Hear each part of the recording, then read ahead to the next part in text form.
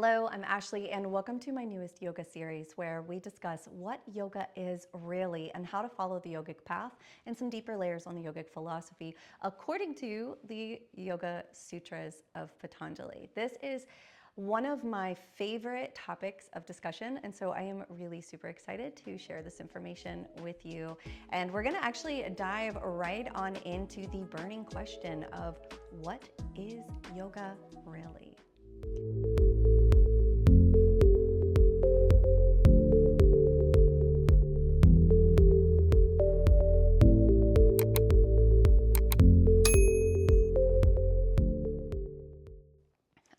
Burning question, what is yoga? So most people are going to answer this with poses, flexibility, maybe even stress relief, and all of which are beautiful, but they are just one part of this bigger picture, a small part rather, because yoga is so much more than movement. In fact, asana, which means postures, is only one of the 8 limbs of yoga. And in the very first 2 sutras of the Yoga Sutras, Patanjali makes that very crystal clear. So he doesn't start with handstands. He doesn't even start with asana. Actually, he starts with the mind and with a promise of freedom and liberation. And that's what we're going to dive into today. So we're going to break down Sutras 1 and 2 of Book 1 in a clear and simple, grounded way, and no Sanskrit degree is required. But by the end, I'm going to share one line that truly changed how I move through life, and a reminder that still shapes how I meet challenges, relationships in my own practice every single day. So I do hope that it stirs something in you too, just as it has for me. So stay with me through the end, because this is what yoga really is and where yoga really begins according to the sutras. And yes, we are going to get into the asana and the 8 limbs later in the series, so stay tuned if you're curious about the full scope of the yogic path. All right, so let's go straight to the source, the Yoga Sutras of Patanjali. All right, so Sutras 1 is basically the doorway, okay? So it says, atha yoga-anuśāsanam. I think I said that right. As Sri Swami Satchidananda translates, now the exposition of yoga is being made. So this isn't just poetic language, this is a call to action. Satchidananda explains that anuśāsanam means instruction, not philosophy. So Patanjali isn't offering ideas for us to ponder, he is offering a path for us to walk, a direct instruction in how to practice yoga. So Patanjali says, mere philosophy will not satisfy us. We cannot reach the goal by word alone. So without practice, nothing can be achieved. And by practice, he doesn't mean only asana. He means the full path of yoga, which he begins unfolding right here in the sutras, starting with Sutras 2, but real quick, or Sutra 2, but real quick, before we get into that, let's let this land for a moment. So he says, now begins. So begin now, not later, not when I'm ready, right? Start where you are, with the breath that you have in the life that you are living today. So think of sutras as Sutra 1 as a doorway. So you don't stand outside analyzing the hinges, right? You just step through the door. So presence is that step. And as soon as we enter, Patanjali brings us right to the heart of it all. So the very next sutra, Sutras 2, answers the very burning question of what is yoga really? So it says, yogaś citta-vṛtti-nirodhaḥ, which translates into the restraint of the modifications of the mind stuff is yoga. So basically, yoga is the stopping of the fluctuations of the mind. So let's break that down, what each word means. So citta, this is the mind stuff. This is the whole field of the mind. Your vrittis, these are the thoughts, the modifications, the ripples, the turnings of the mind. The nirodha is the restraint, the quieting and the stilling of the mind. So to put it simply, this isn't about shutting down or pretending or distracting the mind. It is about stilling the mind. All right, so imagine a lake. This isn't a frozen lake, but simply just a calm lake, enough to reflect back in clear image. So the surface of the water becomes like a mirror because there are no ripples and this water is completely still. When the ripple's quiet, the reflection is clear. And in that clarity, the seer, the one who is aware, stands out. So when you can calm the mind, things become so much more clear. And when you can think clearly, you react and respond differently. So coming from more of a place of choice rather than being pulled by the thoughts and the emotions that they trigger. So the mind tries on a lot of costumes, so to speak. Comparison, worry, pride, and so much more, right? But you don't have to wear them. And it is when your mind is calm and clear that you can begin to see that there is a choice of if you wear them or not. If you choose to entertain those thoughts and respond or become disturbed by them. So this actually sets us up perfectly for a teaser into Sutras 3, where Patanjali tells us what happens once the mind is still. So he says, Tara drusta sarvupe vastaram. Then the seer abides in its own true nature. That is the promise. So when the mind quiets, when the waves settle, you do not become someone else. You return to who you've always been, clear, steady, unaffected by the passing weather. This single line doesn't just define yoga, it delivers both the goal and the method in just one breath. Again, yoga is the stilling of the fluctuations of the mind. That is the goal, but how do you reach it? By learning to still the fluctuations of the mind. It's so simple. It sounds almost too simple, but it really is profound. So Patanjali gives us the definition and the practice in one line. If the restraint of the mental modification is achieved, then you have reached the goal of yoga. As Sri Swami Satchidananda says, if you control the rising of the mind into ripples, you will experience yoga. So notice, he doesn't say when the world calms down or when everything feels perfect. He says, when you stop letting the mind rise into ripples, then you experience yoga. Because the waves don't just happen out there. They're happening within you, in the field of your perception. The world that you see is the mind that you have. So Patanjali and Satchidananda remind us, the entire outside world is based on your thoughts and mental attitude. The world you meet is your own projection. Think about that. You don't experience the world. You experience your world filtered through your conditioning, memories, beliefs, and moment-to-moment mental states. So he gives us this example. So in the Sutras, Satchidananda tells us the story of a young boy who hears a knock at the door. He opens it and sees the stranger, and the boy feels uncertainty, maybe even a little fear. But then the man says, "I'm your father." And the mother confirms, "Yes, this is your father." Now suddenly everything changes for the boy. Now he's experiencing joy, excitement, love, all in an instant. But the man at the door never changed. Only the boy's perception to him did. So just as Satchidananda says, your values may change within a fraction of a second. Today, you may not even want to see the one who was your sweet honey yesterday.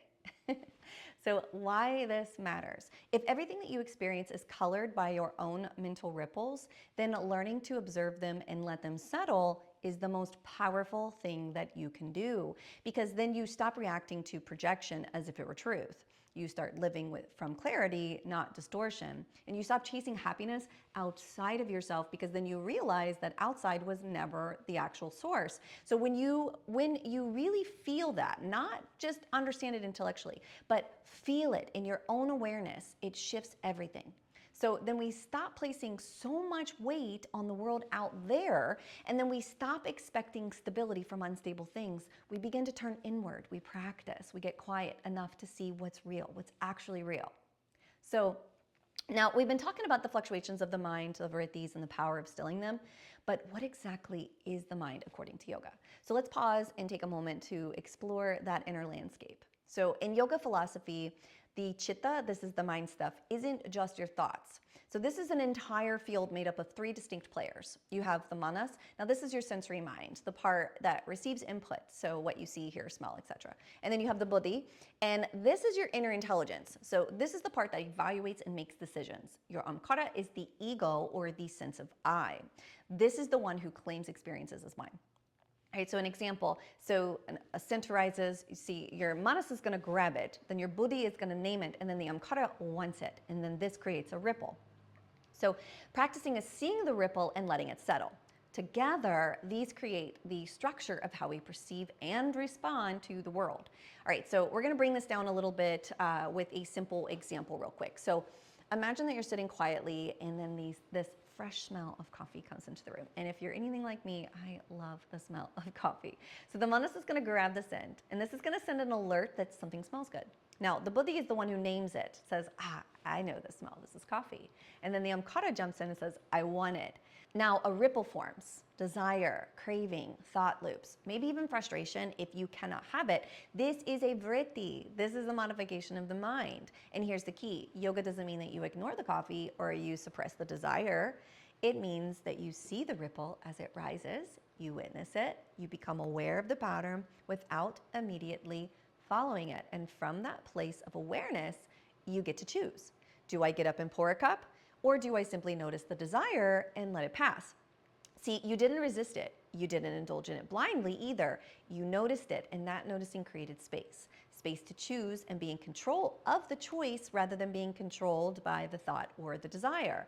That space, that is the beginning of nirodha, the stilling of the vrittis. That is yoga. That's the practice. A ripple arises, and instead of chasing it, you let it settle. So here's something I want to invite you to reflect on. So think back a moment recently where your mind spiraled. Maybe it was a thought loop, a craving, a judgment, insecurity, whatever it was. What was the ripple? And how did it shape your actions or your mood? Now I want you to imagine, instead of reacting, you simply noticed it. Could you soften your grip? Could you let the wave rise and fall? That's the power of awareness. That's nirodha in practice. So when we learn this, you begin to find a sense of freedom inside the practice. So if you have control over the thought forms, you can change them. Now you are no longer bound by the outside world. See, there's nothing wrong with the world, so to speak. You can make it heaven or hell according to your approach. That's why, as he says, the entire yoga practice is based on citta-vṛtti-nirodhaḥ. If you control the mind, you have controlled everything. Then there is nothing in this world to bind you, right? So when I first read the citta-vṛtti-nirodhaḥ, I'll be honest, I really didn't fully get it. I thought that it meant I had to stop thinking, that I had to force my brain into silence, or else I wasn't doing yoga right, but that's not it at all. So what I've come to realize, and this is what changed everything, is that this sutra isn't demanding perfection. It's pointing to freedom and liberation. So I used to think yoga was something that I had to do on the mat, something physical. But this line showed me it is about the space between the thoughts. It's about no longer being dragged by every emotion, reaction, or story that the mind creates. And it creates a lot. And once I started watching my mind, not trying to fix it, not shaming it, not judging it, but simply witnessing it, that is when the real yoga began. And that is when I read this next passage. That's why when I read this next passage, it hit so deeply for me, because it crystallized everything that Patanjali was trying to teach in just 2 sutras. And it honestly, it made it really personal for me. So now, as promised, I'm going to share with you what that passage is and what really shift things for me, in hopes that it will move something within you too. Now, I do honestly have to say that this entire sutra was a transformational turning point for me, but it was this Sanskrit passage that really brought it home and changed everything in how I now move throughout my life and the world. So the saying goes, Mana eva manuśāsanam karanam bandha-mokshayo, which means as the mind, so the person. Bondage or liberation are in your own mind. If you feel bound, then you are bound. If you feel liberated, then you are liberated. Things outside neither bind nor liberate you. Only your attitude towards them does that. This is the heart of the sutra, and why Patanjali defines yoga as citta-vṛtti-nirodhaḥ. Freedom or bondage begins in the mind. So yoga steadies the mind, so peace and clarity can return. And not because the world changes, but because your relationship to it does. So I hope that that reflection moves something in you in the way that it did for me, because that's what these first sutras are all about. So in just 2 lines, Patanjali gives us the entire path of yoga. In just 2 sutras, we are handed the gateway to everything that follows. So yoga is now, not once you're more flexible, not when life calms down, not someday, now. Because this moment is all there ever really is, right? And again, what is yoga? Yoga is the stilling of the fluctuations of the mind, not by force, not by pretending that you don't feel things, not by being positive all the time. It is not about stopping all the thoughts, but by learning to stay present with them. It's about noticing the waves without being swept away, not by fixing the world, but softening your reaction to it. And not because the world got quieter, but because you did. It's about the courage to stay, to witness, to choose again, even in the middle of chaos, especially in the middle of chaos, because when the mind stills, your true self arises. And in that clarity, you meet life differently, not ruled by it, but rooted within it. This isn't about escaping life. This is about seeing clearly through it, about anchoring so deeply within yourself that you stop being ruled by every passing wave. You don't need more willpower. You need more awareness and the courage to return to it again and again. That's the beginning and the entire journey. So Sutras 1 and 2 don't just define yoga. They invite you to begin practicing it right here, right now, not later, not when it's convenient, now.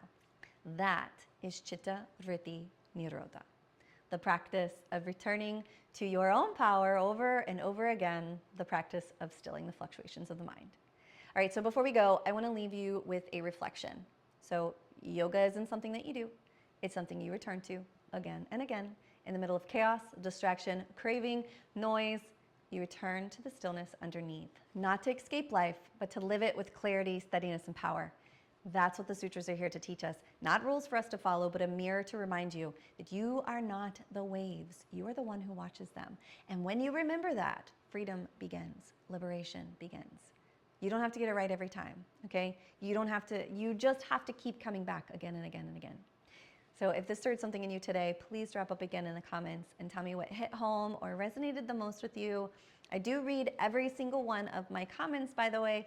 And in the next video, we're going to explore Sutras 3 and beyond. Then the seer abides in his own true nature. So you won't want to miss it. So be sure to subscribe if you haven't yet and keep journeying with me. We're going to keep peeling back the layers and deepening the practice. So thank you so much for spending this time with me. And if you found the Sutras talk valuable, please let me know in the comments and share any questions or reflections that came up during today's session. I would love to answer those questions or hear those reflections.